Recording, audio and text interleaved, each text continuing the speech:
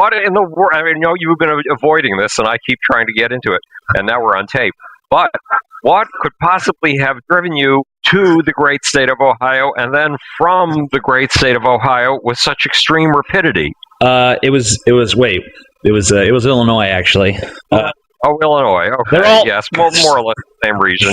Generic Midwestern state. Yes, exactly. I went there because I wanted to escape from rednecks, and I came back because I wanted to escape from cold and bad food. Oh my! They have bad food in Illinois? I just think if you're raised in Louisiana and you're used to everything being as over-seasoned as we make it, then every other cuisine is going to seem bland in comparison. You more than most people know the importance of different cuisines and all that. So, I mean, you're the one who told me all about the, or maybe I read about that. I don't know if I read in one of your books or you told me about the cuisines driving a wedge between their different social groups and such. Yes, exactly. So do you have your brother-in-law or brother or something like that who's going to quiz me about global economics tonight? That was the plan, but unfortunately, I think he kind of wussed out, but he gave me a list of questions he wants to ask you, and I thought maybe I'd go over the list first, and you can kind of maybe see if you want to pick something out of there, or... Because I don't want it to just be like rote question, answer. I thought maybe I could just go over this whole list he has, and you might want to touch upon stuff, and then if you don't touch upon one, I could kind of hold your feet to the fire on it. So here are his questions. What are your thoughts on the debt crisis in Greece and Europe? What is the future of the euro? Do you think a resurgence in manufacturing is necessary for a real economic recovery in America? What are your thoughts on the debt ceiling standoff? Do you think we can afford entitlement programs? Can we afford to maintain our massive military empire? Are CEOs of major companies paid too much? Do you think...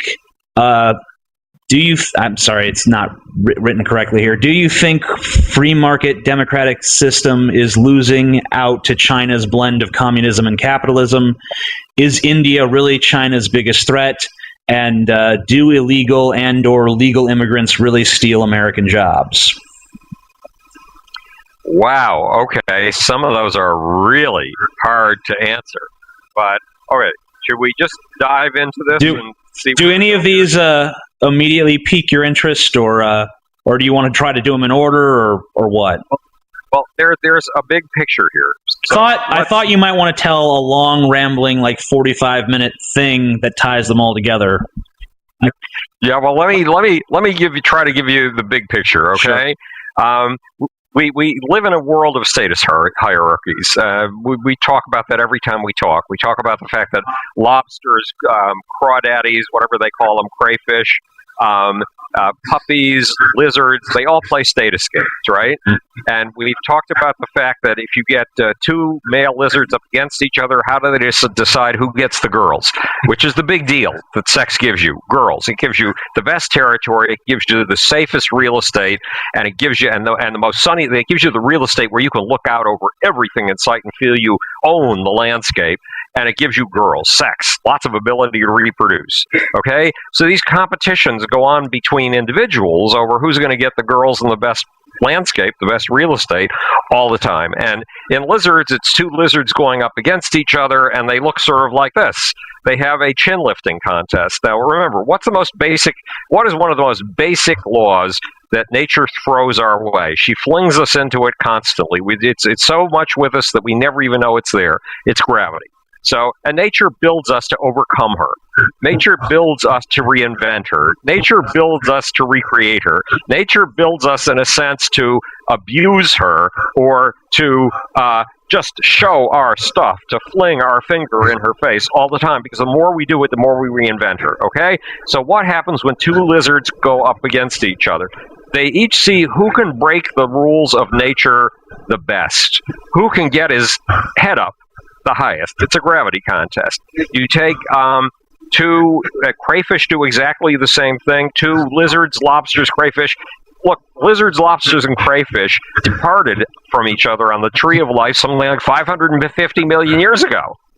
And this shows you how universal this pecking order business is, that they still go up against each other like this.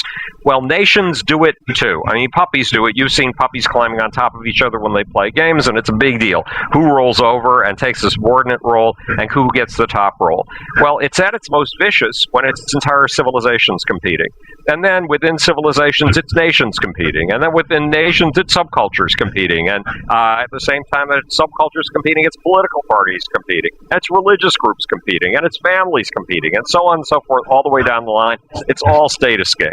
And what are status games about? Status games are about controlling the resources, having the most magnificent view, having the most power and influence. Okay, so you've always got social groups going up against each other for real estate resources, prestige, honor, and influence, basically. And way back when, this was going on between the Persians and the Romans, and the Persians and the Romans were going up against each other and thought they were the only superpowers on the planet. And then the Persians would get knocked off as superpower by some little gritty barbarian. And the flow, the changing balance in the balance between nations for these status games is constantly changing. And an awful lot has to do with several different kinds of resources. It has to do with how much gold you can get your hands on, how much silver you can get your hands on, who can be the most productive industrial, who can come up with the best military strategies, who can come up with the best producing strategies. So I have the best armor, I have the best trained horse, I have the best trained men, or you have the best armor and the best trained men, and all of this kind of stuff. And who has the most, there's another kind of resource we don't take for granted. Who has the greatest amount of spirit? You know how Alexander the Great knocked off the great Persian Empire? Remember, Alexander the Great was from a little speck of territory the size of a postage stamp, Macedonia. And his dad had gotten together this really incredible army. He combined two different kinds of strategy. He combined the Greek style of strategy where men got together in phalanxes and were very tightly trained, worked very tightly together, and horses, the stuff that those barbarians up in his territory used. He used them both. And the guy was bright. You'd think he could win a war against a pipsqueak city-state, wouldn't you? Well, he went up against a pipsqueak city-state, and he lost. It was Athens. And now how in the world is his son Alexander going to do any better? All he's got are these fucking horses that his dad taught him how to use, and the Greek tactics that the Greek used, but Alexander had spirit. Alexander had moral strength. Alexander believed in what he was doing, was willing to risk his life for what he was doing. So when he went up against the Persians, now remember, that pipsqueak state, that's all he's from, and the Persians have this huge empire that includes parts of India, that includes Phoenicia, the greatest sailors in the world were Phoenicians, that includes Egypt. It's huge. How is this little do-nothing from a doohickey place that the Persians have scarcely ever heard of going to take on the Persian Empire? It's real easy. The Persian Empire has become so accustomed to having absolutely the next tech expensive weaponry that it's got every form of high-tech defensive stuff you can get. And that gives its soldiers the feeling that they don't need to fight. All they have to do is hide behind all their high-tech defensive stuff, and they're safe. So what does Alexander do to take them on? He personally jumps into the trench outside of their defensive stuff and leads his troops into the very thick of the defensive stuff for the Persians, thus giving his men something the Persians lack: confidence, spirit, willingness to live and die, just for the heroism of taking a chance of cracking this great defensive techno shield. And he gets through, because one of the major resources we overlook is the resource of spirit. The willingness to go in there and give it our all in order to get somewhere. Okay, now what in the world does this have to do with the current state of global affairs and our current economic stuff, right? The same kind of game is going on today. Who can marshal the greatest amount of resources? Who can organize people in the most productive manner? Who can come up with the most creative new technologies? And who can get together the most spirit, the most willingness to put everything you have into this competition? So right now, there's a major change taking place. It's a major change that reminds me of the days before World War I, and we'll try not to digress for a second. And the major change is taking place because the leading economic nations, the leading nations at getting across, at gathering resources, at gathering spirit. Right now, one nation is coming out really, really strong. It's moving up faster than any of the rest. It's China. India is slightly behind it, but China is really sucking all the air out of the room. China is really making everybody else look pallid by comparison. Meanwhile, the United States remains the second greatest exporting nation, or one of the top 3 exporting nations in the world. So does Germany, and China's up there in the top 3. And when resources shift to a new country, that new country is in a very favored position when it comes to the pecking order of nations. So China has radically changed its potential position in the pecking order of nations based on its resources over the course of the last 10 years. But China hasn't changed its formal system or status in the pecking order of nations. And when that happens, when the informal pecking order and the formal pecking order don't match up, usually there's a great big earthquake of some kind, and when the earthquake is over, the nation that was coming up the fastest is the nation on top. That's what World War I was all about. In 1860, Britain ruled the world, period. There was no question about it. Britain made all the goods that all the world wanted. Britain was the biggest exporting nation. Britain had the hottest technologies. Britain had just invented steel. Britain had the steam engines. Britain had the cotton industry. Britain had everything. And then, in the 1870s, a couple of industries came along that the British didn't pay much attention to, even though they started them. One was the electrical industry, another was the chemical industry. If you read my books, you've been assaulted with this story about Perkin. There was a kid at Oxford or Cambridge or something like that in grad school in chemistry, this hot new field, chemistry. And his teacher was from Germany, because the Germans are really, really good at the basic science of this stuff. And his teacher said, you know, the British Army needs all of this quinine because they're trying to make war all over the world, and most of the places in the world they're trying to make war have malaria. So the British try to get into Africa or South America, and they're defeated before they go within 10 miles of the shore. Why? Because the men start dropping like flies. Why? Because they're being bitten by flies. Of course, they didn't realize that's what caused it back then. But they're dropping like flies from this stuff called malaria. Since they want lots and lots of this quinine stuff, and they can't raise enough the quichones plant to make it, or to make it agriculturally, why don't you see if you can make it artificially? And why don't you start with this toxic waste we've got? You know, we've been lighting people's homes with a coal fume, with a coal gas, and then there's all this gunk that's left over when we finish processing the coal to make gas. And why don't you try taking the gunk and see if you can make quinine from it? So Perkin tries to make quinine, and guess what, TJ? He fails. But he notices that it's an interesting color. It's some color called mauve, whatever the hell mauve is. I think it's some sort of green. And it looks fascinating to him. So he tries putting a piece of cloth into it to see if it will dye the cloth. And sure enough, wow, he's got this incredible new color for cloth. Nobody's ever seen anything like it before. So he starts a clothing dye business, the first chemical business. The first chemical business. And he gets the Queen of France, the Empress of France, to wear something that's dyed with his mauve to a ball. And it makes his mauve the rage all over Europe, and he makes a fortune. But he doesn't really want to be an industrialist. He wants to be a basic scientist. So he takes his money, he abandons his company, and he goes back to grad school. Well, the German guy who taught him how to do this, the German guy who gave him the assignment, goes back to Germany. And the Germans say, hey, you know, you made this hot new stuff with this guy named Perkin. Why don't you try doing it here? And they dive with both feet and both eyeballs into the chemical industry, and they start making a fortune because, among other things, they invent a new thing that you can put into the ground when you want to raise plants. It's called a fertilizer. And if you put this fertilizer into the ground, you can quadruple the output of the ground.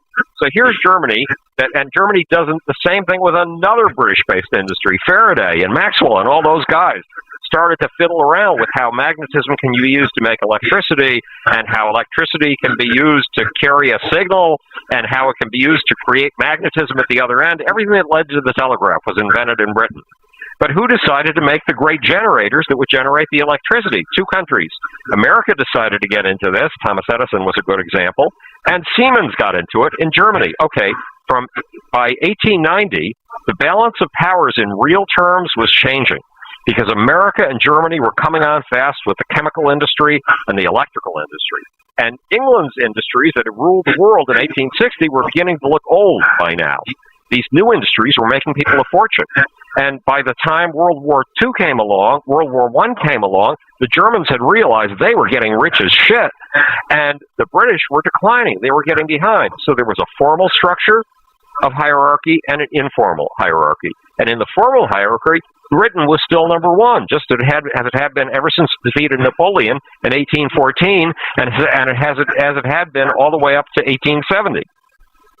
But in the informal hierarchy, Germany was really way up there, and America was really way up there, but they hadn't been formally recognized yet. So what did Germany do? It started a little war to get its formal recognition, and it had all the spirit in the world, all the spirit that the Brits were losing. So you would have thought the Germans would win the war, right?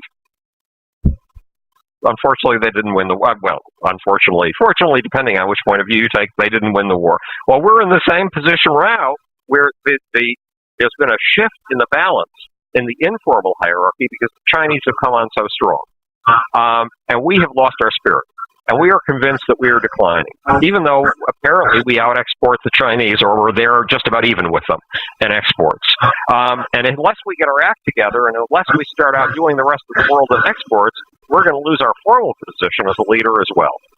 So that's the big picture to which all of this fits. It's a game. It's a hierarchical game. It's a puppy game. It's a lobster game. It's a lizard game. It's a game of this to see who can get his head up the highest. So there you go. Meanwhile, societies are constantly going through this fission-fusion strategy business, where they get exuberant for a while. We go through recessions every 4.75 years, roughly. You know, there's a lot of wiggle room in that. We go through depressions roughly every 67 years, and there's a lot of wiggle room in that. And why in the world do we do it? Well, we get exuberant, and then we really stretch out, and we take chances on things. We think that everything's going to make us rich. We stretch into territories that were previously inconceivable. And then eventually we have to pull back and see which of those great things that we tried out worked and which ones didn't. And we also have to see which of the new things we've tried have produced all kinds of new problems, like new kinds of social woes and griefs. And we have to build safety nets.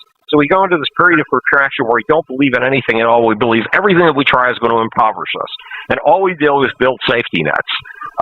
Safety nets to catch us if we fall in the ways that we've demonstrated that we can fall so easily over the course of the last 10 years or so. All right, and then once we've built enough safety nets, we get exuberant again, and we go out exploring new possibilities. And we keep going through this. Bacterial colonies go through this. Bacterial colonies were doing this 3.5 billion years ago. It's real old, TJ. It is not as recent as the rise of the stock market. But it's what accounts for those massive rises and falls in the stock market. And we're doing that right now. We're going through one of those rises and falls. And the other big story that relates to all of this is the Credit-on-Stalt story. Have we gone through the Credit-on-Stalt story? Have you and I gone through that story before? I probably won't know until you start telling it. But go ahead. Okay. Well, stop me if I've done it 17 times already. The real Great Depression of 1929 did not happen in 1929. Yes, there was Black Tuesday or Black Friday or whatever it was in 1929, and the stock market crashed, and everybody knew there was something real wrong with the economy. And then over the course of the next 3 years, it looked as if things were getting better. Sound familiar? And then the real depression hit in 1932. Why did the real depression hit in 1932? Well, there was this little bank called Credit-on-Stalt in this little godforsaken place called Hungary. And what was Hungary? It was a tail end of one of the German entities that had been split off when Germany lost the war. It was a nothing, TJ. It was a backwater. How could a little bank in a place called Hungary, I mean, even the name Hungary, you know, give me a break. How could a little bank in a place like that have an impact on the rest of the world? Well, the banking system in those days was global, and every bank depended on every other bank, and every single bank depended on something called credit. Now, what is credit? Credit is not just the thing you get when you rack up extra money on your credit card and have to pay it back at the end of the month, or you have to start paying 25% interest. That's not what credit really is. Credit is your bank's belief in you. It's your bank's confidence that you will pay them back, or at least that there's a 95% odd that you will pay them back. So if you don't, somebody else, enough other people will pay back their loans and they'll make a profit. Credit is about confidence. Credit is about an emotion. Credit is about a certain degree of trust. And if people lose their trust, everything falls apart. The whole system falls apart. So credit on Schalt began to fall apart. When credit on Schalt began to fall apart, the Austrian government rushed in to save it. How did it save it? It rushed in to save it by merging it with a bigger bank. Then the bigger bank began to fail. When the bigger bank began to fail, the Austrian government rushed in to save the bigger bank. Then the Austrian government began to fail. When the Austrian government began to fail, the Austrian currency went into a plunge and began to fail. When that began to fail, something called, oh God, what was it called again? It's the International Bank for Credit and something or other. But this international bank that had been set up by all these wise and advanced nations that had learned all of the ways of economics because they had brilliant economic minds. I mean, it had been a long time since Adam Smith, 140 years or something like that already. 140 years of brilliant, genius economists had taught the world how to handle credit problems, how to handle crashes and recessions and panics. So they had this thing, BIS. It was called BIS or BRIS or something like that. But whatever it was this international institution to make damn sure that no matter what happened, they could catch it before it hit the ground. And they jumped in and they supported the Austrian government. And then they began to falter.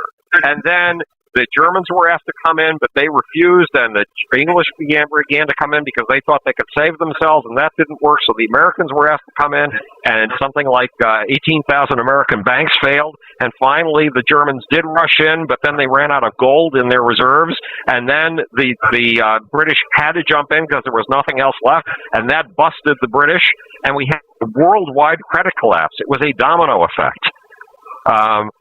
I don't know whether a domino effect is still a familiar phrase. After all, dominoes have been around a very long time, and everybody plays video games these days. I think it's still pretty well recognized. I think everyone understands the concept pretty well.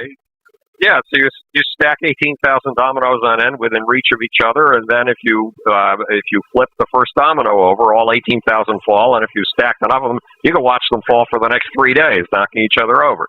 So that's the domino effect. That's what happened to the world in 1832. The reason that Hank Paulson jumped in and put out this huge amount of money, the bailout 1932 in 2008, was because he and Ben Bernanke has spent his entire life studying the credit collapse of 1932. And Ben Bernanke has spent his whole life trying to figure out how to keep us from ever experiencing that kind of domino effect, worldwide credit collapse again. And so these guys jumped in with both feet and tried to shore up enough banks fast enough that our credit, that is our confidence, would not collapse. Because when our confidence collapses, then we go running to the bank to take all of our money out. And then there really is no money anywhere in sight. It's all under our mattresses someplace. The whole credit system collapses. And they wanted to make sure you and I could still use a credit card to pay our bills, that we could still get groceries at the grocery store with a credit card, that we didn't have to line up at banks in order to get our money out, that we still had confidence in the FDIC, which is one of these safety nets that was put in place in the 1930s because of the great credit collapse of 1932.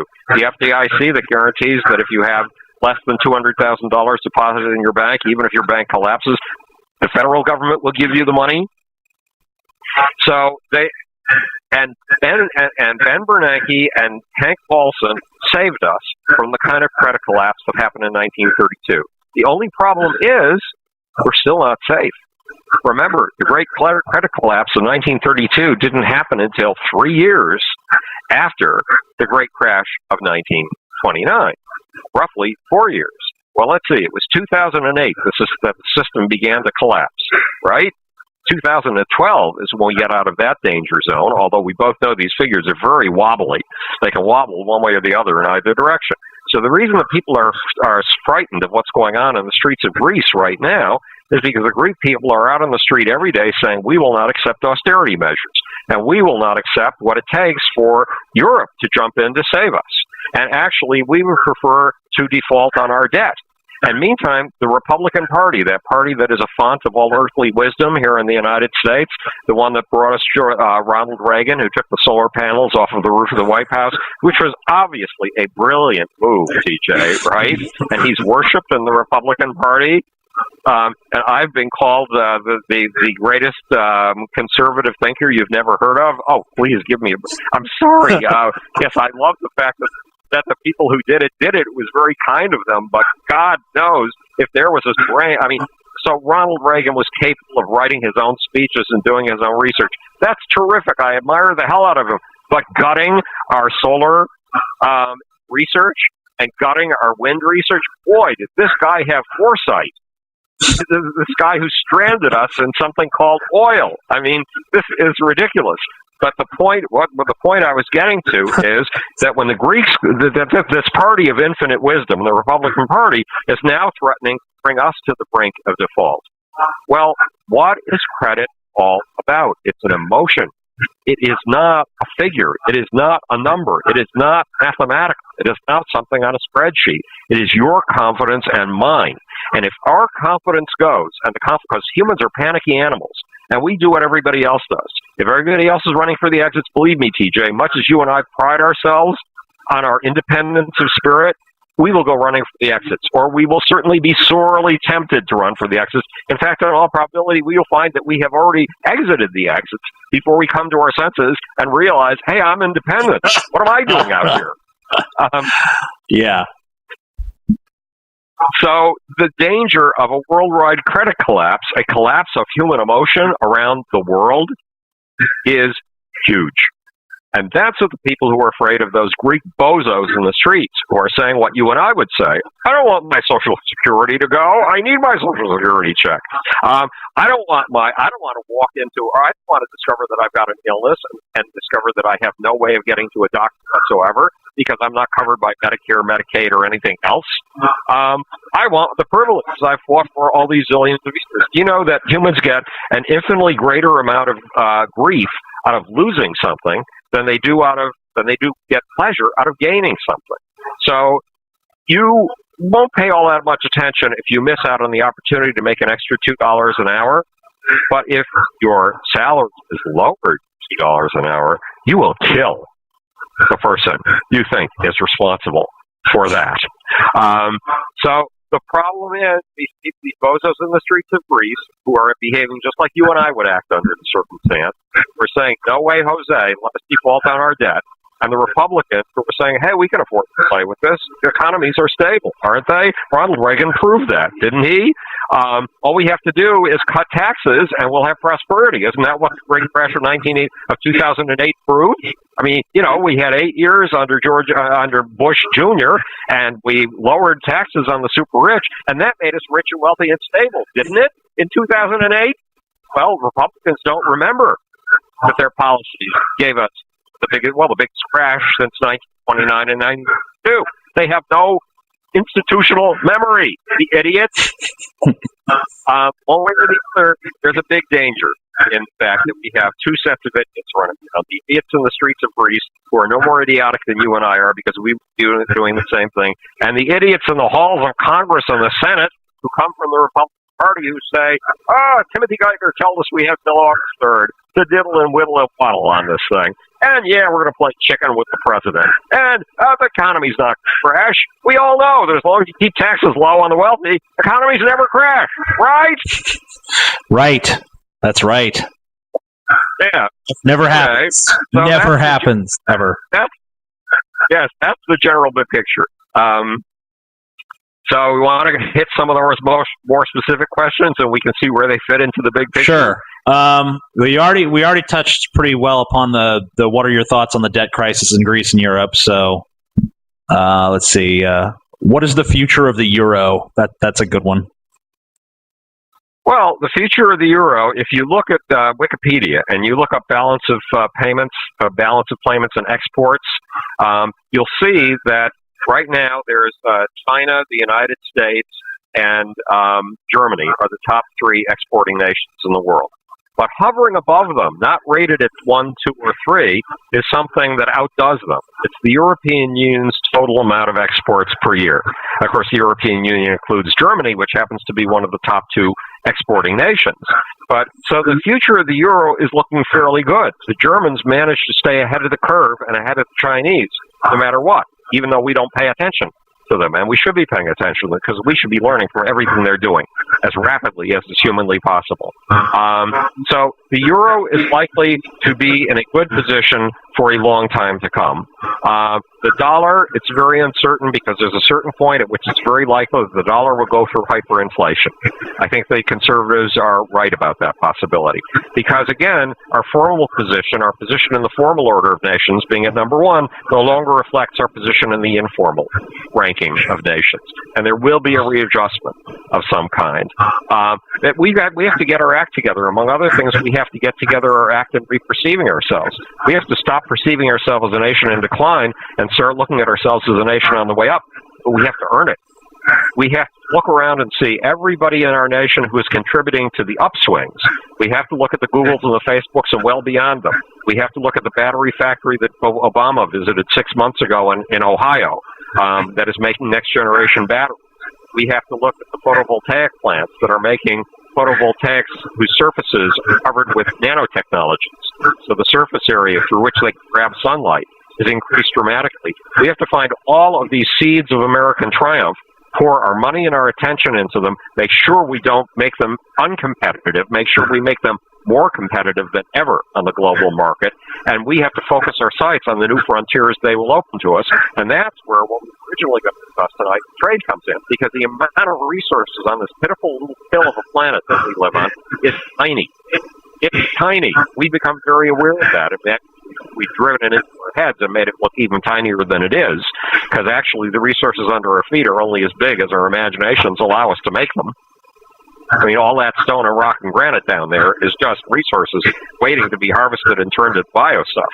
But above our head, the resources dwarf the amount of resources under our feet. And the nation that gets up there, and the nation that manages to mine those places, that nation is going to lead the world 100 years from now. And I would like it to be us. So that is a little bit more of the big picture. What was the question again? The euro, it'll probably do well. Okay. Do you think a resurgence in manufacturing is necessary for real economic recovery in America? That's a very good question. I've been trying to puzzle that out. The argument for manufacturing, well, there are many arguments for manufacturing. One is that you take one person and you help them make a widget, and there are 6 people in different companies who have to supply all of the goods for the widget and his food and everything else, but an infrastructure develops around a person who is making something, and that infrastructure is rich in knowledge. However, I'd like to see that infrastructure be rich in more Facebooks, rich in more apps, for your iPhone and your Android, rich in more Googles, because the infrastructures that develop around the Googles and the apps and the iPhones is really where we're going to be manufacturing things. And we are manufacturing things in cyberspace. They may not be things that you carry around in your pocket in a sense, but they are things you carry around in your pocket. It's just that when you carry around your iPhone in your pocket, you're carrying around a hell of a lot of things that exist in virtual reality, and that virtual reality sits in one form or another inside your cell phone. Yes, I have one too. I finally got one that is not an antique. Look, it actually looks as if I'm a 21st century Me human. too. I was a holdout. I was a holdout on the whole cell phone thing for quite a while. I'm like, which one cell phone? Never. I was a curmudgeon early age for some. Well, which one did you get? I have an iPhone 4 now, but for the longest time, I was like, no cell phone for me. I ain't never gonna be. Oh well. But no. I just afford it. Devoting yourself to a life of thought turns you into an impoverished human being. But mine has a keyboard. Yeah. I don't know. I kind of like my touch screen. Well, I use my laptop. I live on my laptop. Without my laptop being open, I am a dead man. I'm a walking corpse. I'm exact same, sir. So, I'm the exact same. So I don't really need my cell phone. It doesn't do much for me except make phone calls.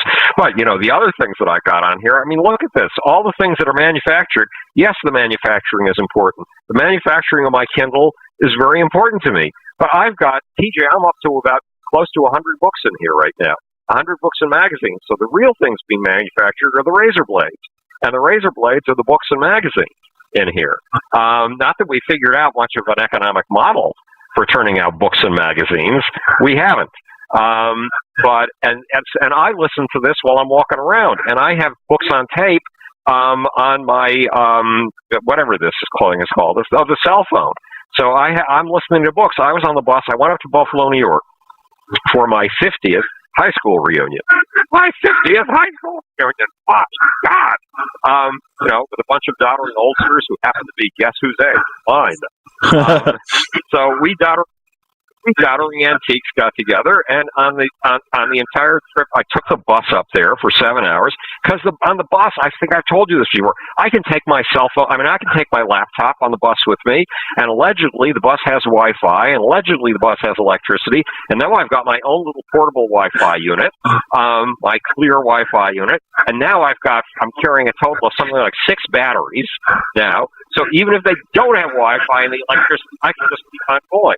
And when I'm not able to use the laptop, I'm listening to books on my Skype or whatever it's called, my Kindle, or on my cell phone, thanks to Audible.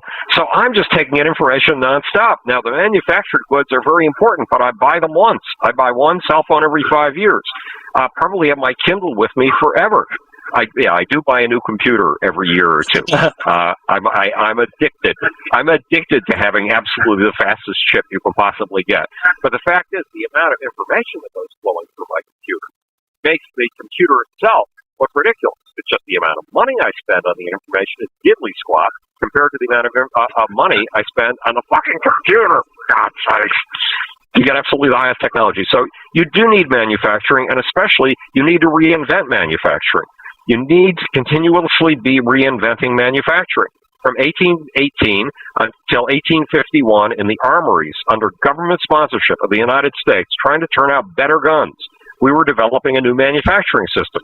It was called the American System when we debuted in England in 1851. It was a system called, are you ready for this? This will never fly. Interchangeable parts.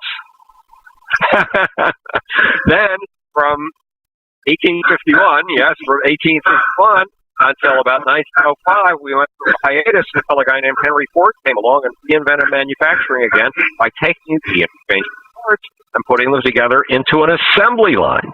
Well, that's the kind of continuous improvement and reinvention of manufacturing that should be going on all the time. And it'll only go on all the time if the unions realize that their role, if they want to keep their workers employed, is continuous improvement and continuous reinvention of the manufacturing process itself. Until unions get hip to that, we're going to lose jobs and lose more jobs and lose even more jobs. So, yes, we do need manufacturing. We really need to be manufacturing things in reality. Yeah.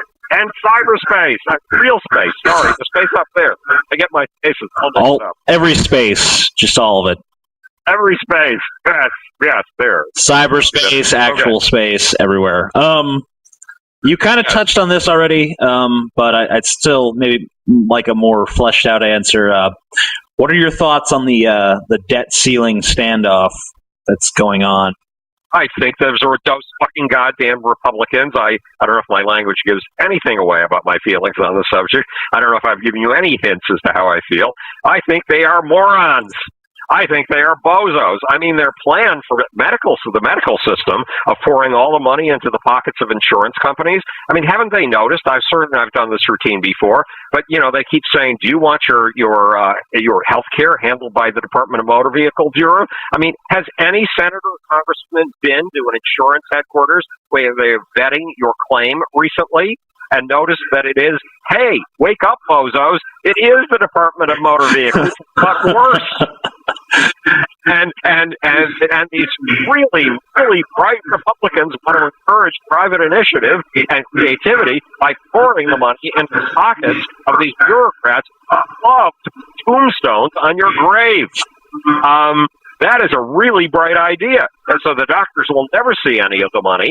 And that way we can guarantee that the next time we want treatment for a serious illness, all we have to do is go to our local health or our local insurance company, and they can file us someplace.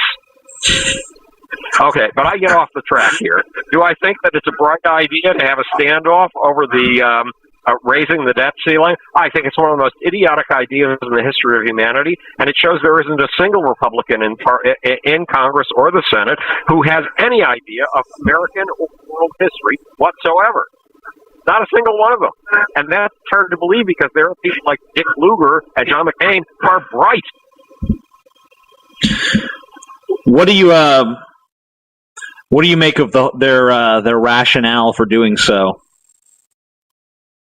The rationale that they have to force Obama, who is an illegitimate Indonesian undercover agent for Osama bin Laden, and that they can get him out of power because the worse they make things, they've developed this big lie machinery that Hitler himself would have been proud of, that is convincing the entire nation that the crash of 2008 that happened in part because of their policies is really Obama's fault. They've managed to give us that idea. So the worse they make things, the more bad things they can blame on Obama. So it served them very well to have a crash over the last few years. They've been able to pin the tail on the donkey in the White House. To them, it doesn't matter, and they're being really stupid and really ideological, and they're making a big mistake. I told you the tale of the wealthy friend who has 36 racehorses, and the Republican Party is working for his freedom, not for your freedom or my freedom. And if we think that merely because we have a gun in the house somewhere, and that someday our 5-year-old daughter is accidentally going to shoot us through the head before she accidentally shoots herself in the head, that we have freedom, when in fact we are poor as church mice and really do want to go out and shoot 36 people at the local Walmart, if that's our idea of freedom, while my friend gets an extra 40 racehorses, if that's your idea of personal freedom, that my friend should be able to trot his racehorses around on as many tracks in the world as possible at your expense, well then, Bozo, I've got a word for you, and it's called Bozo. Do you think the government is spending too much money? I think a lot of money is being misspent in everything that I know of that's a bureaucracy in this nation, including the major corporations, including the government. There is a lot of waste. There is a lot of fraud. There is a lot of stuff we need to wring out of the system. We need continuous improvement in government. We need continuous improvement in every bureaucracy, including the major corporations. But the way we're going about it as a religion called Tea Partyism, as a Ron Paul religion, a religion of great St. Paul, St. Paul the Father and St. Paul the Son. Do I think that's going to improve the way things are going on in this nation? Not one bit. Well, let's move on to another question here. Oh, by the way, democratic extremism and what's called progressivism is just as bad. Okay, just as an aside, we suck too. Yes. Yeah, right. Well, you might actually get a chance to get into that a little bit on this next question. This is, do you think we can afford entitlement programs? A good question. Now, remember, I'm about to be 68 years old on Saturday, right? So I'm a geezer. This Saturday? This coming Saturday. What do you want for your birthday, Howard Bloom? Well, what do I want for my birthday? $1 million. Okay, I can't. That way I could do everything I wanted. I could do everything I want intellectually. So everything. No, I think some of the things you want to do probably have a higher budget than $1 million. Yes, if we want to get solar energy panels up there in space and have an infrastructure up there, that could conceivably cost somewhere in the hundreds of billions or more. Happy impending birthday! But let's get back to the question of title. Okay, so I'm a little gray-haired geezer doddering around on a cane, right? And because I came down with this really hideous illness in 1988 that put me in bed for 15 years, I've been on Social Security ever since. So that is my full disclosure statement on behalf of where I stand and my prejudices on this particular case. This country needs its safety nets. It needs to take care of its elderly people. It needs to give its younger people the mobility and the ability to work hard, which they can't do if they're taking care of their parents at home. Our system tends, we think that we've done these things out of charity. No, I'm sorry, we haven't. They're part of our productivity system. at this point. And keeping people healthy, I got news for you. When I got together with my classmates, okay, yes, they all have gray hair. I'm the only one who, for some God knows what reason, probably dwarfism, don't have gray hair. And yes, most of them are a lot balder than I am, and yes, we all look a hell of a lot older than we used to. But these people have got 50 years of accumulated wisdom under their belts, and if they are tapped properly, they can add things to the American wisdom pool, which is really the secret to our potential success, that are utterly unbelievable. And it's a kind of wisdom we haven't had before, because frankly, people my age, in my grandparents' time, have been dead for 10 years. So that is a pool we need to take advantage of somehow.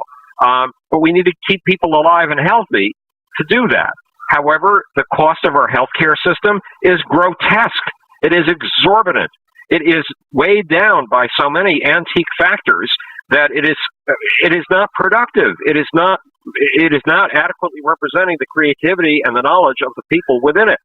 These things all need tremendous reform by people who are tremendously smart. And one of the things Obama did, bless him, he's got no publicity for it whatsoever, is try to bring really smart people into the government to figure out how to improve these things. But then he had to make so many political compromises to get things through Congress that something like the health care bill is now a nightmare that even the committee that made the camel would find utterly beyond belief. Let me just briefly play a little bit of devil's advocate here, because I know a conservative argument for this situation. Right. There is this. This is an argument that comes from a guy on YouTube with a YouTube channel called How the World Works. He's kind of a YouTube conservative. There's not too many conservatives that get popular on YouTube, so he must be doing something right. Right. I think I've seen one of his shows. You must have. I think I did at one point. But anyway, what he was saying is that some guy was talking about how a drug that he uses that is necessary for his good health, they suddenly jacked up the price by something like 500% or something, and make totally unaffordable. And How the World Works made a video basically saying, oh, well, maybe that company did that, but now that's just going to encourage some new competition to come along and make a generic version of that drug that's way less expensive, because they're going to see an opening in the market. So that's going to adjust itself. Free market's going to take care of it. By which time the person who was dependent on a drug will be dead. Right, exactly. See, you've defeated that with a single flippant remark. So I don't know if we need to go on, but yeah. What do you make of that argument in a more detailed response? Well, okay, I love drug companies. I was on the Gary Null show once. I don't know if everybody knows who Gary Null is, but Gary Null is the great nutritionist guru of the United States, who feels that by proper, healthy, natural nutrition, we can solve every conceivable problem on the planet, including death itself, which is why Gary is, of course, never going to die. He'll still be around 1,000 years from now. But and he said something about drugs, and I said, I love drug companies, and we have to give them a sufficient amount of money when we're paying for our drugs to pay for research and development, or we won't have new drugs. And that's the last time I will ever be on Gary Null's program. And it's absolutely verboten to say anything nice about a drug company on Gary Null's program. But I am really grateful for drug programs, and I watch what's happening with drug companies, because one of my cousins he's a tremendous idealist, and he went into pediatric nephrology, which means taking care of weird kidney problems for little kids. And then he became the head of research and development for Ross Abbott Labs. And then he started his own drug company. And meanwhile, I've got this other cousin who's a tremendous idealist. And in the late 1960s and 1970s, when these brand new things called computers showed they could draw pictures, tried to use computers to draw pictures of these incredibly complicated things called megamolecules. The molecules of DNA, the molecules of ribosomes, the molecules of proteins, little things like that. Well, by now, just as an aside here, your cousins seem fairly more impressive than mine by an order of magnitude. But go on. Oh, my cousins are more impressive than me by a magnitude. So the cousin who's been working all these decades on visualizing macromolecules has now got them down to the point where you can see every little loophole and nook and cranny in a molecule you might want to attack because it's attacking you. And my cousin who has the drug company is designing molecules that will fit into those little molecular weak points in the giant megamolecules that are attacking you. So I can see the kind of creativity going on in the drug. Well, remember, this is a combination of government money and private money and just sheer chutzpah and guys enjoying the hell out of what they do because these guys just love what they do. So this kind of thing, when you can goose it to the nth degree, is what's going to save us. It's what gave us. Remember, in 1981. The New York Times had a big article about something called Kaposi syndrome, which was some sort of big purple blemish that was showing up on the thighs of gay guys. And, of course, those of us who bothered to read it at all took a look at that and went, Kaposi syndrome, some purple blemish on the thighs of gay guys. That's never going to affect my life. And then a few years later, they came up with another name for it. It was called AIDS, and there was no drug for it whatsoever. And thanks to this incredible medical machine that wastes huge amounts of money, that thanks to the few parts that do work within something like 10 years, we had drugs for it. In those days, AIDS was a death sentence, an almost instant death sentence. Bill Graham, who established the Fillmore and was a legendary figure in rock and roll, his PR guy was gay. In San Francisco, I mean, of course, it's gay paradise. It's pixie paradise in San Francisco. And he was having a wonderful time. He was living an incredible life until AIDS came along. And the last time I saw him, he'd just gone on a European trip because he knew it was going to be his last trip anywhere ever. And he came through New York, and we had lunch at Rockefeller Center. And we knew this guy was going to be dead in 3 weeks. And sure enough, he was. It is not a nice way to lose your friends. Not at all. There was a gay plague in New York City. Tony Smith, who was Mick Jagger's personal assistant, and somebody I am very fond of, was gay. And we sat down at a restaurant overlooking the park from the 12th floor, and it was all very gorgeous, and there were mirrors behind us with the park scene behind us and in front of us. It was like floating in the sky, and we talked about the friends that we had lost to AIDS. It was hideous. But you don't die of AIDS anymore, thanks to the drug companies. So we got to take the parts of the system that spark, the parts that still have creativity, the parts where people are having a good time saving your life and mine, and keep them alive and nourish them and make them even more effective. But there's so much dead weight in the system that it's absolutely ridiculous. Just go into your local hospital with a broken toe sometime and see the level after level after level after level of bureaucracy you have to go through until 5 hours later you finally see a doctor. And you're paying for all of that bureaucracy, and it's all a fucking waste. So that we really didn't hit the question, which is entitlements. No, you get the waste out of the system, and you get the people involved in the system involved in continuous improvement, and you take their suggestions seriously. And by using a million little suggestions from a million people who care about their little end of the system and have some beef about what doesn't make it work. What I'm saying here is Tom Peters. Tom Peters gets the credit for this. Tom Peters, the guy who wrote In Search of Excellence in 1982, and is still out there as a business consultant. He's the one who said your greatest resource are your gripes. Because every gripe comes from somebody who actually cares about what he's doing and knows that if you just change this little detail of his part of your operation, it'll go more smoothly. Toyota is based on that. Of course, Toyota's had a bad year. Yeah, but still, Toyota not the best example at the moment, but yeah. Well, but it's just because they had a new president, and God knows what happened under the new president. But apparently, the new president was probably trying to maximize profits instead of trying to maximize continuous improvements. Yeah.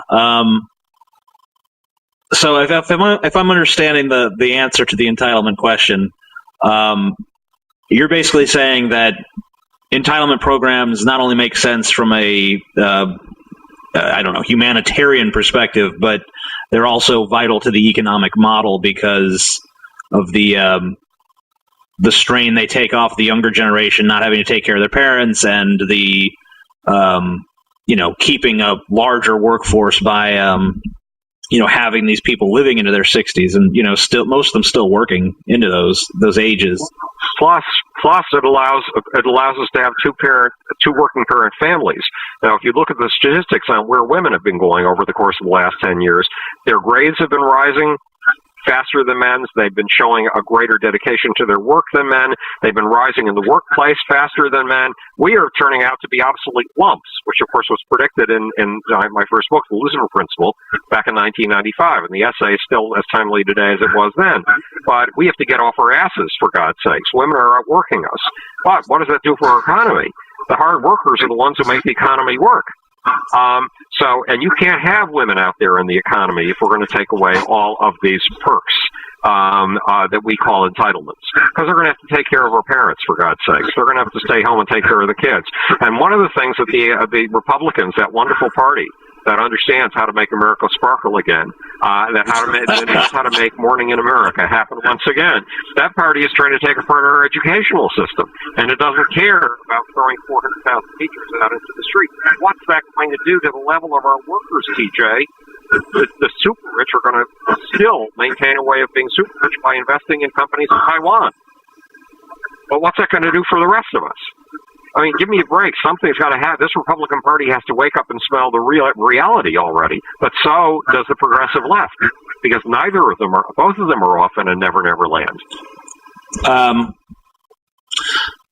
Let me just move on to the next question, because it's a similar can we afford question. But this one, instead of asking can we afford entitlement programs, is asking if we can afford to maintain our massive military empire, are the words that my brother chose to use. Massive military empire, which I think is it's a fair description. It's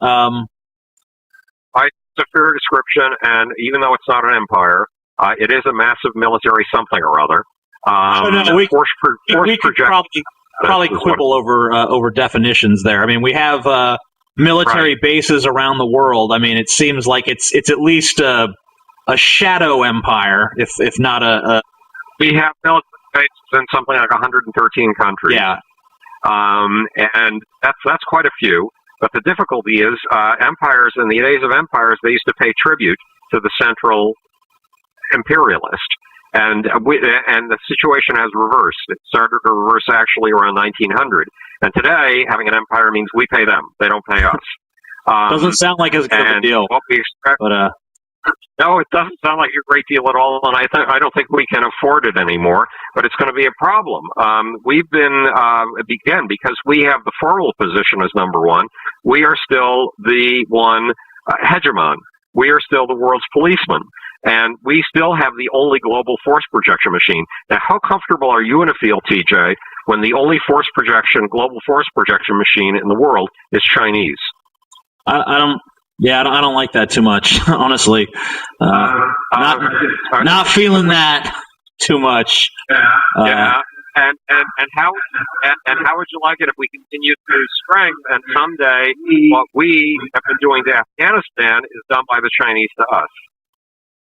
And you've got a bunch of Chinese breaking down your door whenever they feel like it, shooting a couple of your friends because they mistook them for people carrying guns, but doing it in the best of faith. And then I don't know. It seems like with I mean, I don't know. I'm big into the whole police brutality thing, so I read a lot of stories about that, and it seems like we kind of do that to ourselves anyway. But well, we do it. We don't do it to the extent that we're doing it in Afghanistan. No, in Afghanistan, you're probably right about that. And the Chinese would do it without the. Of course, they'd have an apology letter, but that apology letter is not terribly great when you got all these blood stains to wipe off your carpet after you get home from your friend's funeral. I don't know. I don't know if I see direct Chinese occupation to be that likely, but I don't know. Maybe. The thing about the military empire, though, is I kind of worry about it from the perspective of. We have all these soldiers who are, they're basically treating the military like a social welfare program, which to an extent it really is. I mean, most people I know that join the military end up joining because they want, the military to give them money and they can't, find a job and, they wanted to pay school Right. and so on and so forth. I mean, so it really is. It's the last great social mobility machine. Right, and dismantling that from that perspective might not really seem like such a great idea. I mean, what could you really do to offset losing that mobility generation mechanism in our society? Well, that's a very good question, because in reality, it is an employment mechanism, and it is an employment mechanism for people who are bright and willing to be disciplined, people who wouldn't necessarily, in some cases, learn discipline any other way. And by the time they come out of the military, they believe they can do just about anything they put their minds to. I mean, there's something great about basic training. I hate to say this, I've never been through it, but I used to see this in Israel, because everybody at the age of 18, even the lame, the halt, and the blind, had to go into the military, and that meant they had to go through basic training. And any 19-year-old you talk to who'd been through basic training would tell you it was the greatest experience of his or her life. Why? Because it taught them they could do things they never, ever thought they could do before in their lives. And having that degree of self-confidence married to that degree of actual, how we put this, realistic appraisal of your strengths and weaknesses, a disciplined appraisal of your strengths and weaknesses, and a recognition of the fact that you get things done best when you get them done in teams. All of those things are incredibly valuable if you want to take people and show them how to go into the middle class and beyond. So it is a terrific machine, but we can't afford it. We can't afford a war in Afghanistan. We can't afford a war in Iraq. It's good that we're getting out of Iraq. We can't afford whatever the next war is. The involvement with Libya, which seemed like a good idea at the time, it's cost us billions and billions of dollars. It cost us billions of dollars a day. We can't afford that. We are a nation in a state of hemorrhage.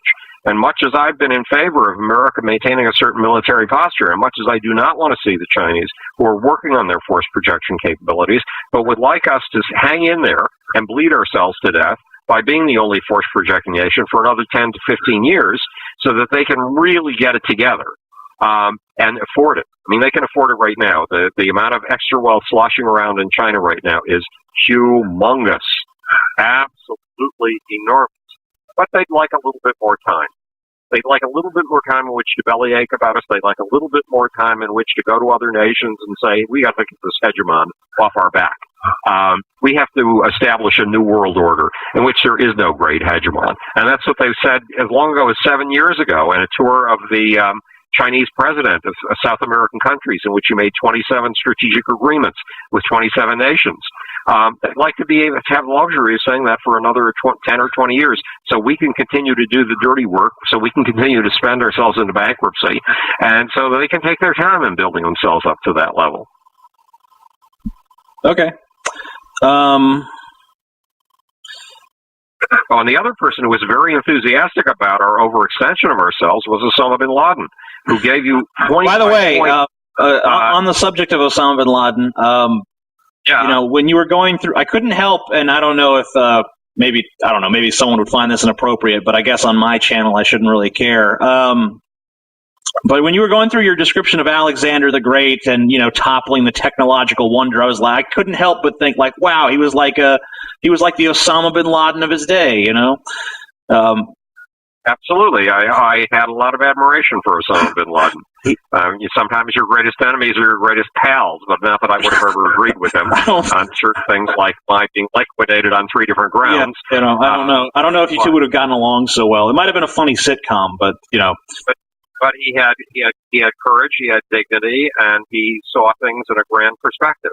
Yeah, I actually I have and he was an idealist. I think to deny that is kind of it kind of just makes us look petty.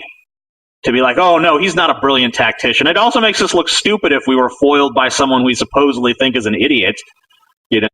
Idiot, yes, exactly. They're like, oh, Osama bin Laden, he's a fucking moron. What does he know? It's like, well, how do you engineer this attack? I mean, it doesn't make a lot of sense to shit on the person who just scored a major blow against you. Right. But totally. I had kind of a question about China, and I guess it's kind of a question about America too, because I know this fellow who lives in Oh God, I can't actually remember where he lives. I think somewhere in the UK, and his name is Landon, and he grew up in the third world, and he was talking about driving. Oh, where? Oh, I was non-specific because I didn't want to say the wrong place, but I think it was Brazil, not modern Brazil, but Brazil 40, 50 years ago, which this wasn't third world at the time. I don't think it's the third world anymore. Yay Brazil. But he was talking about growing up in third world Brazil and one of the poorer areas, I'm sure, and talking about driving through parts of Arkansas and just being like, well, this is really not much better than Brazil where I grew up. I mean, this is not. This doesn't look like it's being touched by whatever prosperity is touching, other parts of America.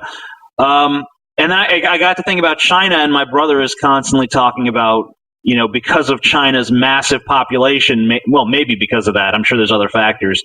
There's still people, like they have these huge cities with amazing infrastructure, and, you're always talking about their great, forward thinking and their vision. And but I know there's still people in China who don't are basically just still living the same way that they lived in the 19th century. So I just wonder about that. What are your thoughts on that about the as a society, like how successful I mean, like what is the I'm trying to figure out how to phrase this.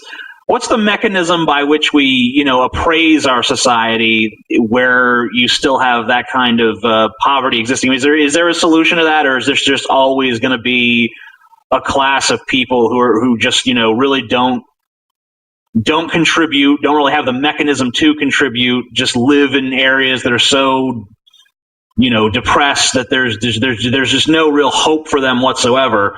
I don't even. Well, I don't even know where I'm going with this question. I don't even think it is a question. I just want you to comment on it. No, it's a question.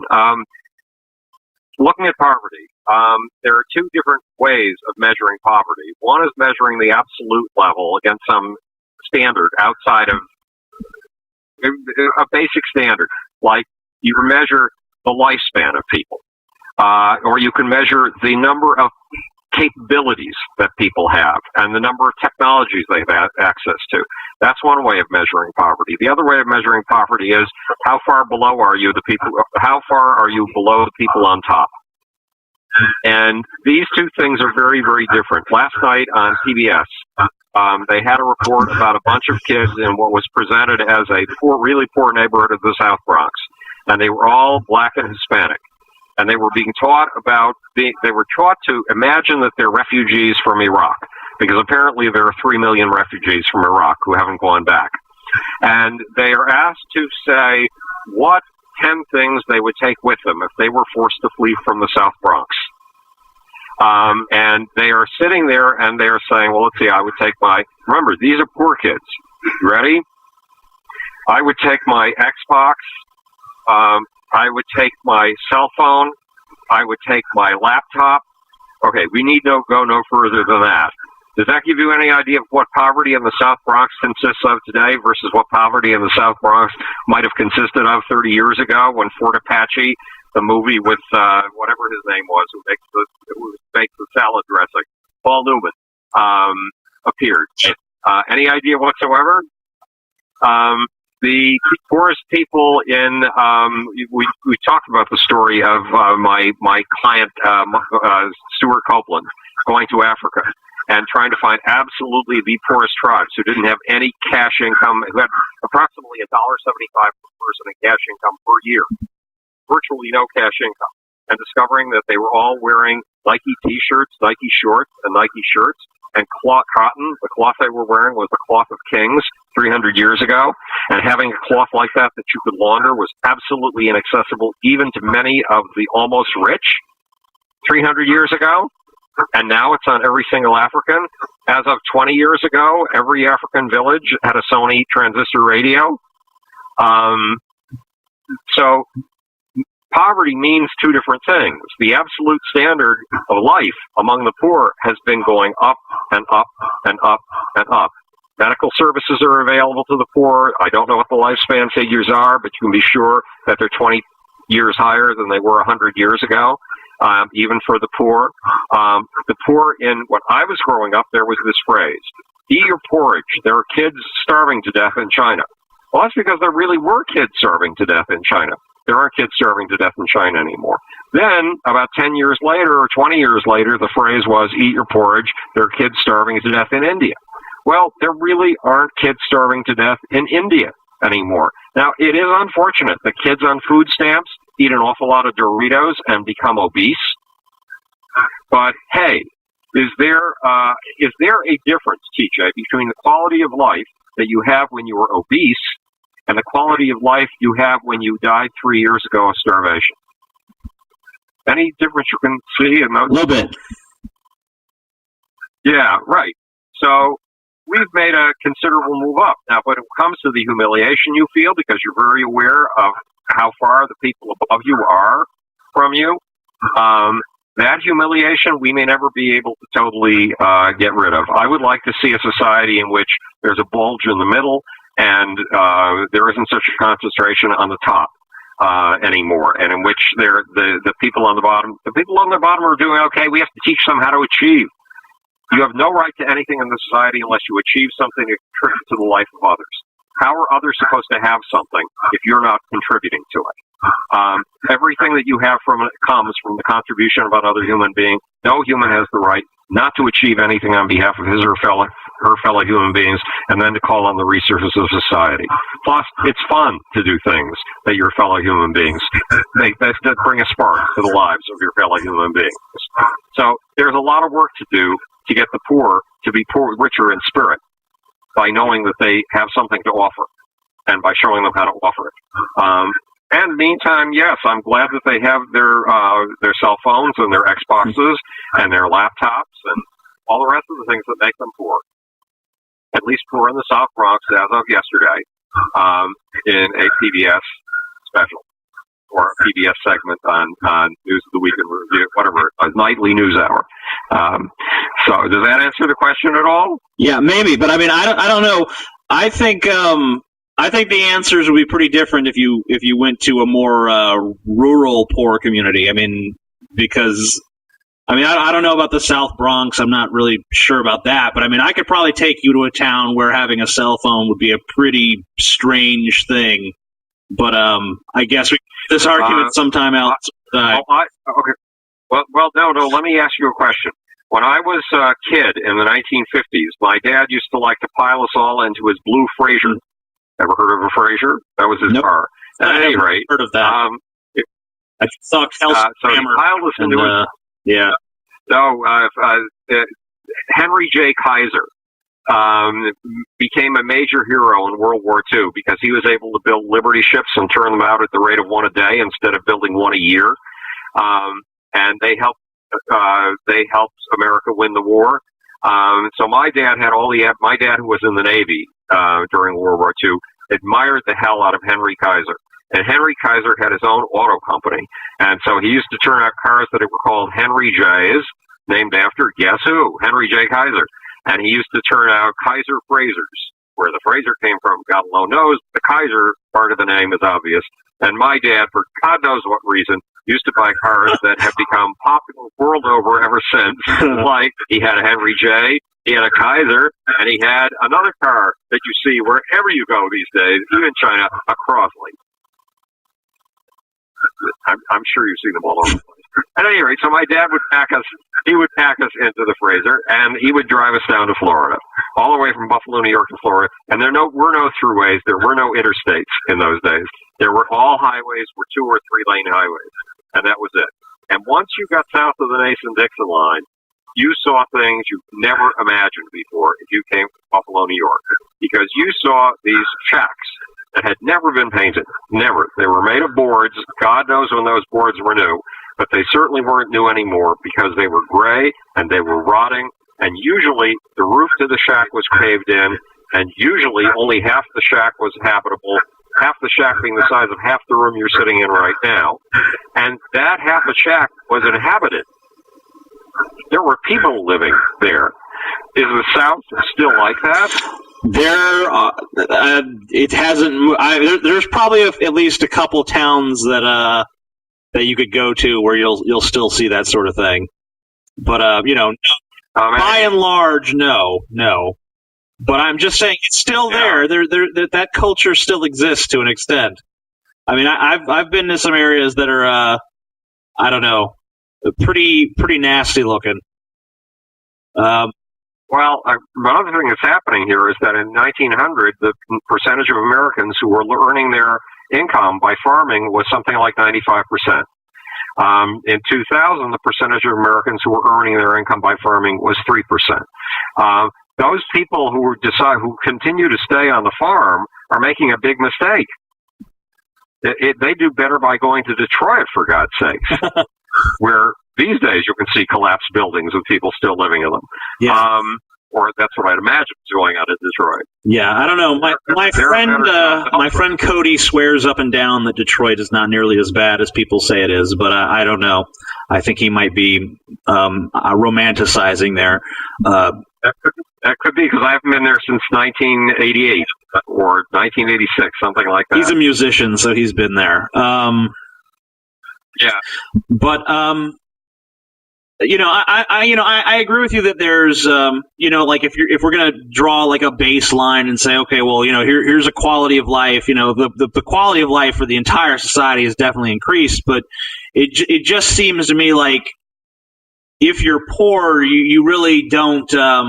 You're not really rising at the same rate as everyone else. And I don't just mean in terms of like if you're going to envision this as a stairway, I don't think each stair has risen an equivalent amount. It doesn't. I think it seems like the really rich people's stair that's like risen significantly to where it's almost not. It's just a wall at this point, and then the middle stair has risen like a foot or two, and then the poor stair has maybe inched up a couple centimeters. And I don't know if I'm happy to pat myself on the back, like, yeah, they're poor, but they got an Xbox now.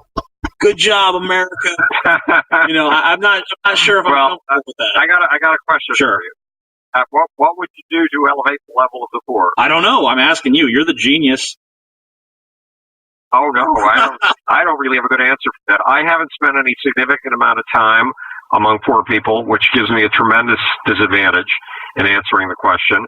There are homeless people living here in my neighborhood. I know some of them. They're not sane, TJ. And so the big question would be, do we put them in an asylum someplace? The quality of life in an asylum is ghastly. They have freedom. They have more freedom to feel. They have control over their own movements out on the street, even sleeping in public parks and things like that. And I've lived that way. I lived sleeping in public parks, and I would prefer that by a million years to being in a mental institution where I'm shuffled around like one of a herd of cattle. So there aren't too many choices for these people because they're not sane. They could not really plug in. My wife began to romanticize one of them and decided she would give him a job painting some stuff that needed painting in my building. And he did show up one day, and he knew all kinds of things about paintbrushes that we'd never heard of before. But then he didn't show up the next day, and then the third day he showed up with a crowbar and tried to break into the house. So that wasn't a good choice. He wasn't the kind of person you could put to work. Right, exactly. He was too unstable. Yeah, but I mean,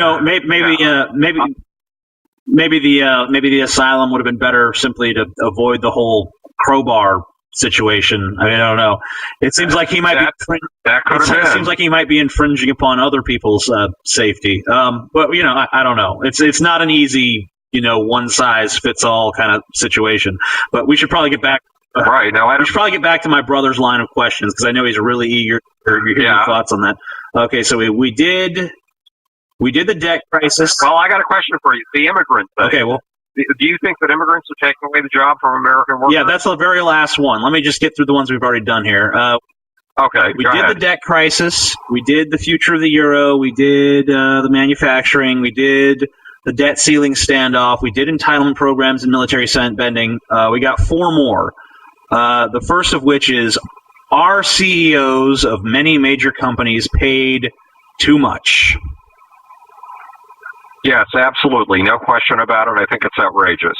I think they've managed to find a niche like do you know where the robber baron phrase came from? Yeah. It wasn't used until about 1928. Yeah, I know where it came from because I read The Genius of the Beast. Right. Okay. So basically it's somebody, for those who haven't read the book, it's somebody who happens to own a great big plot of land. He's usually a lord, and he owns this huge plot of land through which a road goes. And the road is absolutely necessary for trade between 2 cities, and possibly more than 2 cities, because usually the stuff you take to one city can then be taken from that one city to a dozen other cities. But he happens to own the one plot of land that's on the road. So he puts up a barrier on the road, and he'll only let you through if you pay him a certain amount of money. A certain amount of money for what? For moving the barrier aside so you can get through, bozo, and don't give me any more of your guff. So that's a robber baron. And about 1928, somebody who had watched the incredible riches made during the Golden Age, which was already before his time, back in the 1870s to the 1890s, and looking at the tremendous fortunes made by people like Rockefeller even into the early 20th century, called people who made huge amounts of money robber barons, because they were people who just managed to find a spot in the road that they could block, that would allow them to lift humongous amounts of money without actually contributing anything of value to society. And I think that CEOs are pretty much in that position today. The CEOs are not necessarily good at much of anything. They do know how to run a company in such a way that a certain amount of money will accrue to the bottom line for the shareholders. They do not know how to run a company to satisfy customers. So they often run a company profitably by downsizing it, and ultimately destroying its business. They don't seem to do much of brilliance. I mean, obviously people like the folks at Google do brilliant things. They create new products. People like Steve Jobs do brilliant things. He creates new products. Even the people at Intel are into a game of continuous improvement. And if you are managing continuous improvement and continuous market share that comes from brilliant new innovations, you deserve as much money as you can get. And it's not up to me to decide how much money you can get. But if you're not doing that kind of thing, I'm sorry, bozo, you're over and out. Yes, you could run the company, but we're cutting your salary down from $14 million a year to $800,000 a year, and you better like it. The difficulty with that, TJ, is that then all the guys we have, who are the only ones who understand how to pull off a big thing like this, is holding that together a really big company is a tough job, are going to desert the field. And we may find a hard time finding people who've had adequate experience to handle the job. Nonetheless, yes, I'm very much against this kind of accrual of gross amounts of money to the top, because you can put in your own board of directors who will, of course, rubber stamp anything that you do, because you're paying them to do that, because you're bribing them to give you a whopping big salary. There are no checks and every system needs checks and balances, and that is one system that does not have checks and balances. Yeah, I thought there were 4 more questions left, but there's actually only one question left now, because the other 2 were about China, and you covered them in an earlier discussion. So the only question left is, do illegal and or legal immigrants really steal American jobs? Well, it's a long time since I've been fruit picking, and I did that for a year, fruit picking. But so I haven't actually been mixing and mingling with migrant workers. But I would suspect that the folks who argue that the migrant workers are taking jobs that no American wants are correct. I would suspect that there are not a lot of people from the American underclass, the American-born underclass, who really do want those jobs in the chicken plants in Illinois or wherever they are. It smells like chicken shit all the time, and where you have to work at an incredible pace, or you can cut your fingers open at any second. I imagine that there aren't a lot of Americans who would feel, most Americans feel it's beneath their dignity, even American poor people, even Americans on welfare, to go out and become migrant fruit pickers, because that's the job we come to associate with migrant labor. We come to associate them with a different class, with a class that's even below the underclass. And the underclass gets its pride by having somebody even below it. So, no, I don't think they would voluntarily step into a job that they consider beneath their own raising. beneath their own class status. That's my guess. It's a guess. I don't know. I don't have the information. I would love to have more information from that kind of thing, but they're not going to tell me in Atlantic Monthly, which is one of my favorite magazines, because very rarely is there an author like the one who wrote a book a year ago in which he did spend 4 months in a chicken plant and 4 months picking fruits and vegetables and all of that kind of stuff. And anybody who's dedicated enough to do that kind of crazy stuff is going to have a preconceived political point of view that drives him to do it. So even then, he's not trustworthy, and nobody seems to be doing research that I'm aware of on this subject. Yeah, it does seem like there's a pretty strong ideological bias when it comes to researching that particular issue. I do wonder what you make of. I'm going to fucking butcher this. What do you make of the argument that it's not so much takes jobs directly from American workers, but sort of undermines, the American workforce in general and labor unions and stuff like that by giving, cheap labor to these corporations? Well, actually, in other words, is it maybe a case of not so much that Americans won't do these jobs, but they won't do it at the rates that, illegal immigrants are being paid? Well, here's an indirect way of answering the question. America's great genius has always been taking in people who are self-selectors. They're self-selectors who select themselves on the basis of their willingness to work harder than anybody else, and their willingness to pick up and move to wherever it is that they can move, that they can work the hardest and move up the fastest. The result is that the Latinos, who have been at the very bottom of the social ladder, and even blacks have been able to look down on Latinos. Within 30 years of a Latino family moving to America, it buys its first house.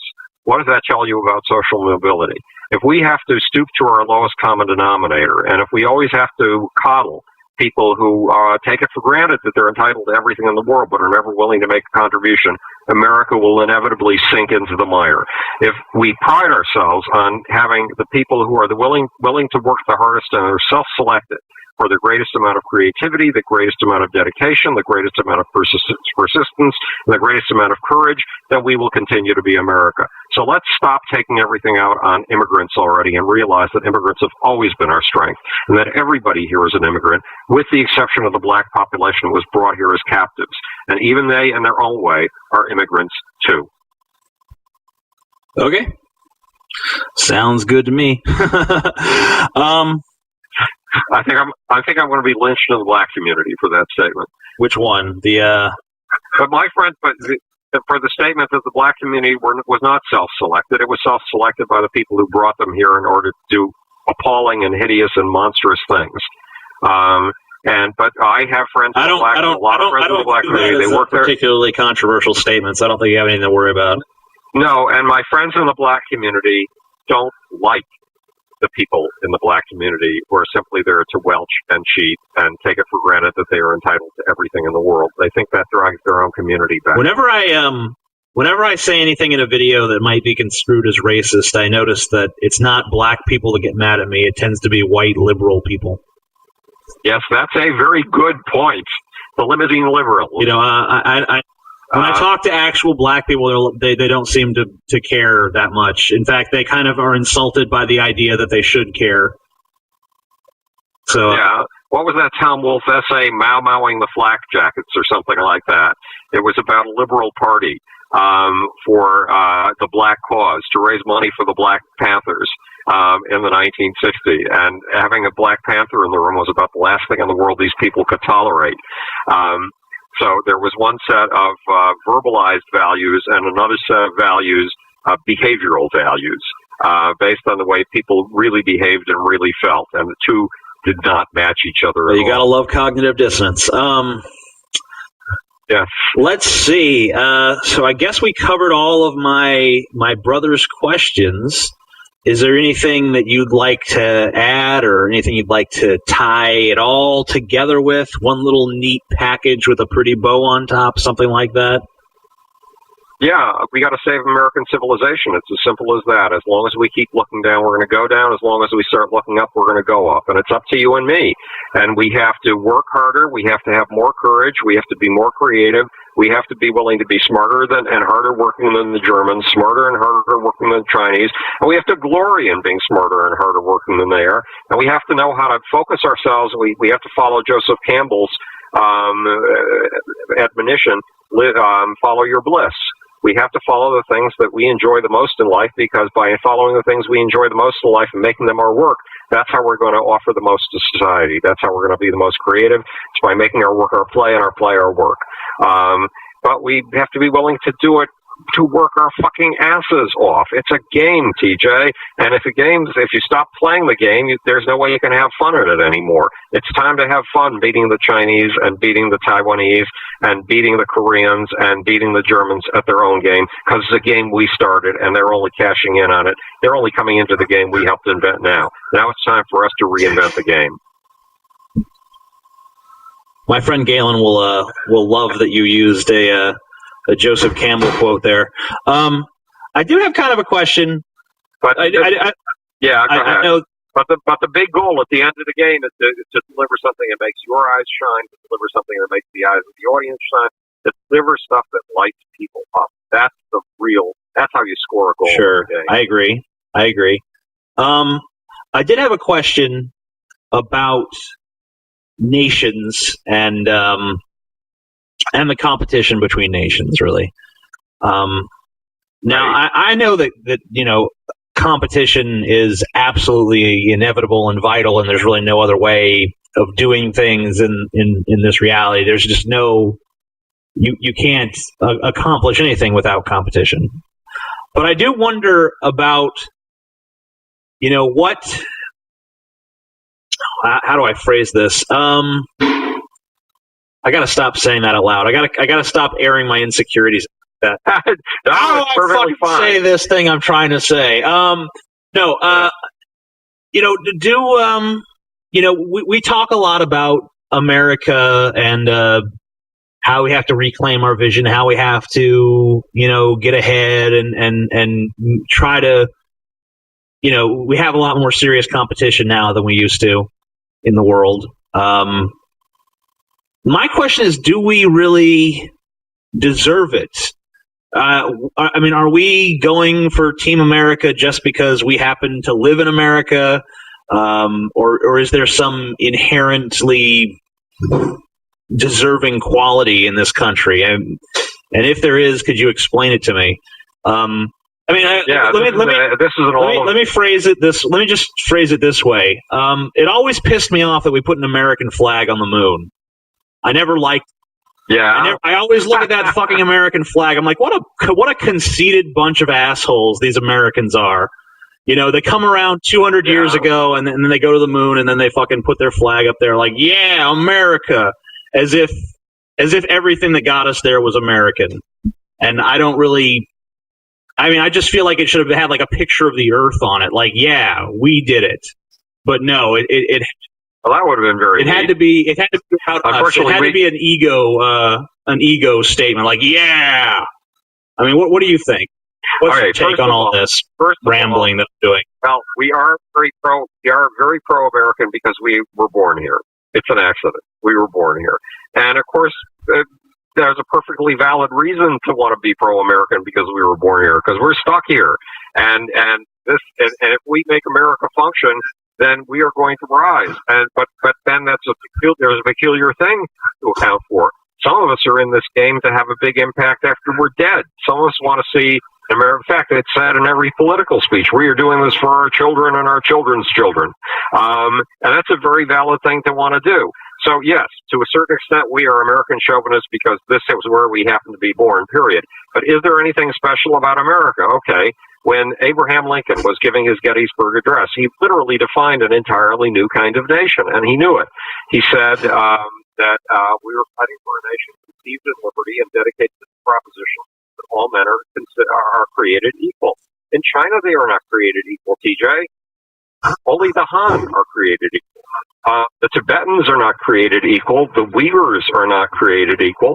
China is not dedicated to an idea. China is dedicated to the idea that China is the center of the world and always has been the center of the world, and all other nations should come and bow to China. That China is it. That China is on top. That's it. So the idea, and we're exporting ideas. Now, of course, exporting ideas is called cultural imperialism. But some of those ideas that we're exporting are damn good ideas. And we've already done two things, I think, about the what's called the Arab Spring. And the remarkable thing about the Arab Spring, the street revolts in Tunisia, Syria, Egypt, etc., Bahrain, is that they may hate our guts, and they do, but they espouse our values. And if we hadn't been championing those values for 250 years, they wouldn't be out on the street espousing them. And those values are the right of citizens to believe that the power of the people who lead them and rule them comes from them. Ultimately comes from them. Doesn't come from God, doesn't come from guns, doesn't come from tanks. It comes from them. And that if the leaders lose their legitimacy, they have no more right to rule. Those are ideas that came from us. Freedom of speech, being able to Twitter and Facebook, those are ideas that came from us. A relative equality. Remember, some of the people in the streets of Egypt were actually espousing equality for the Copts, for Christians in their own country. Well, that's a positive, and they got that from us. We are definitely espousing positive things. The creativity the Chinese are aping right now, the Chinese are doing wonderful things, but they are not demonstrating the ability to be creative. Their educational system stresses rote learning. It doesn't stress creativity. The high school I went to is getting a lot of students from China right now because it was John Dewey's last legacy. John Dewey, the guy who established progressive education and the philosophy behind it. And so Chinese people are sending their kids to this school in Buffalo, New York, of all the godforsaken places, because in China they're not going to learn to be creative. And in Buffalo, they're going to learn to be creative. That's an American legacy. John Dewey was an American philosopher. Now, look, if you ask me about Germany, I could go on rhapsodizing about things in the German culture. If you ask me about Japan, I could go on rhapsodizing about positives in the Japanese culture. And if you ask me about China, I could rhapsodize about things in the Chinese culture, because you're dead right. We should have planted a picture of the Earth on the moon when we got there, but we hadn't taken the picture yet. So the picture we took of the Earth, we got from the moon while we were up there. And it didn't take a Polaroid. We could this rendition, you know. Yeah. So at any rate, it would have been a good idea, because you're right. There were Chinese achievements that took us to the moon. There were Japanese achievements that took us to the moon. There were German achievements, French achievements, English achievements that took us to the moon. And these ideas that we are promoting and championing all over the planet owe their origins to England tremendously, to France, Germany, Rome, and it goes all the way back to Italy and the Renaissance. Every step you take is a step you take on behalf of all mankind, and the same is true for me. Because I've got all mankind in me with every step I take, and that's true for you as well.